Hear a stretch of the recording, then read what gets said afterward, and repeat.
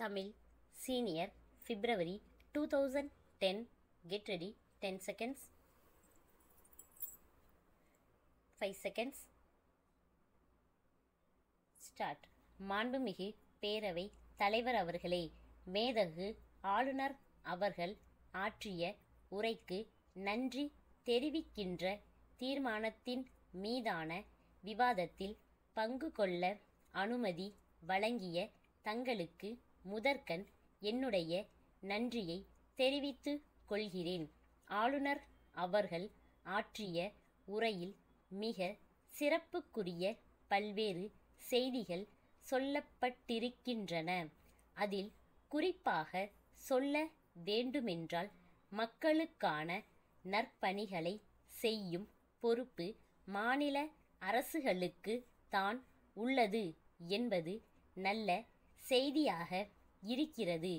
இதன் மூலம் சேவை வரி விதிக்கும் அதிகாரம் என்பது மாநிலங்களுக்கு வழங்கப்படும் நிலைமை உருவாகியுள்ளது. இதனை நம்முடைய அரசாங்கம் விரைவில் செயல்படுத்த வேண்டுமென்று கேட்டுக் கொள்கிறேன். கால்நடை வளத்தை பெருக்க ஊக்கம் அளிக்கப்படும் என்று ஆளுநர் அவர்கள் கோடிட்டு காட்டியுள்ளார். வேளாண்மை தொழிலில் நவீன கருவிகளின் வருகையால் கால்நடைகளின் எண்ணிக்கை குறைந்து வருவதை நாம் அறிவோம்.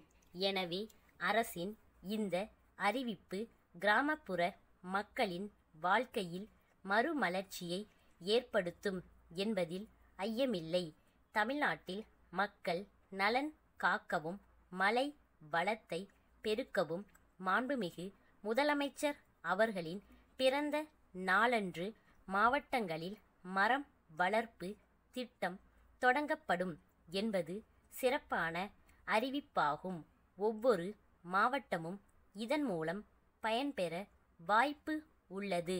மேலும் இந்த மரக்கன்றுகளை நல்ல முறையில் பராமரித்தால் அதன் மூலம் ஊராட்சிகள் அனைத்தும் வருவாய் ஈட்டவும் வாய்ப்பு உள்ளது. ஆகவே இந்த திட்டத்தில் வழங்கப்படும் மரக்கன்றுகள் நல்ல தரமுள்ளவையாகவும் சரியான பருவத்தில் உள்ளதாகவும் தேர்வு செய்யப்பட வேண்டியது அவசியம் என்பதை அன்புடன் சுட்டிக்காட்ட விரும்புகிறேன். தொழிற்சாலைகளின் ரசாயன கழிவுகளால் நிலத்தடி நீர் பாதிக்கப்படுவது குறித்து சமூக நல ஆர்வலர்கள் பலரும் தங்கள் கவலையை அவ்வப்போது தெரிவித்து வருகிறார்கள். அவர்களின் கருத்துகள் மக்கள் மத்தியில் பெருமளவுக்கு ஆதரவை பெற்று வருவதை நம்மால் உணர முடிகிறது.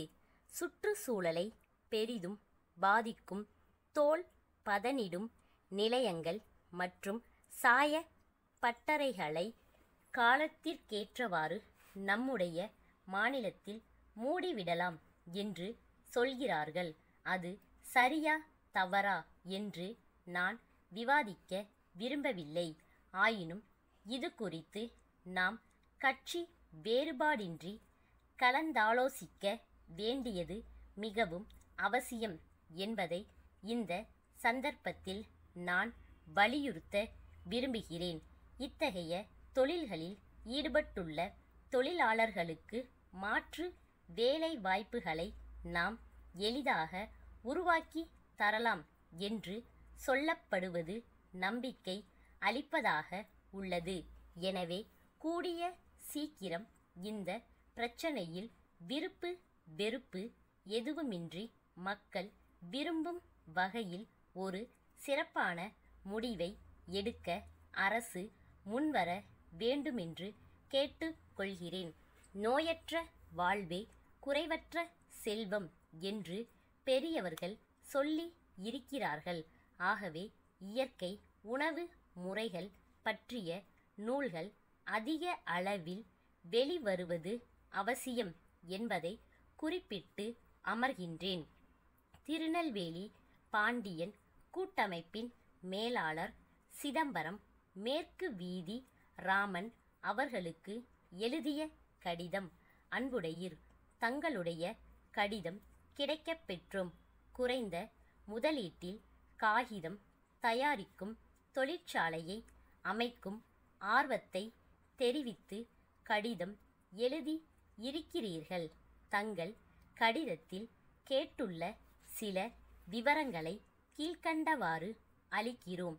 தமிழகத்தில் காகித தொழிற்சாலைகளை அமைப்பதற்கான வாய்ப்புகள் அதிகமாகவே உள்ளன என்பதை தங்களுக்கு முதலில் தெரிவிக்க விரும்புகிறோம். மேலும் இதற்கு தேவையான தெளிவான விவரங்கள் அடங்கிய திட்ட அறிக்கைகளும் எங்களிடம் உள்ளன. முன்பெல்லாம் தொழில்நுட்ப ஆலோசனை என்றாலே அரசு துறைதான் வழங்க வேண்டும் என்ற நிலை இருந்தது. ஆனால் தற்போது எங்களை போன்ற தனியார் நிறுவனங்களும் இத்துறையில் சிறப்பான முறையில் பணியாற்றி வருகிறோம் என்பதை பெருமையுடன் குறிப்பிட விரும்புகிறோம். தொழில் வளர்ச்சிக்கு பாடுபட்டு வரும் எங்களுடைய பணிக்கு நல்லாதரவு அளிக்க வேண்டுமென்று கேட்டுக் கொள்கிறோம். இன்னும் பல விரிவான தகவல்களை தாங்கள் எங்களை நேரில் தொடர்பு கொண்டால் வழங்க இயலும். தங்கள் வரவினை எதிர்பார்த்து காத்திருக்கிறோம். தங்கள் நம்பிக்கையுள்ள ஸ்டாஃப்.